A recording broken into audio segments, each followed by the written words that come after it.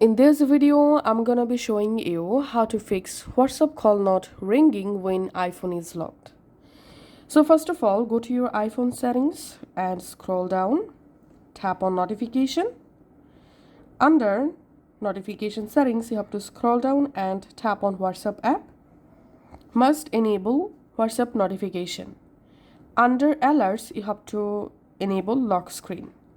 Banner style, select persistent. And make sure to enable sounds and badges.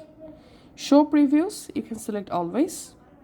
And then all you have to need, if you're using do not disturb mode, just go ahead and disable do not disturb mode.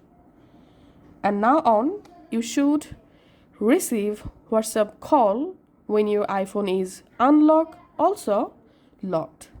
Thanks for watching.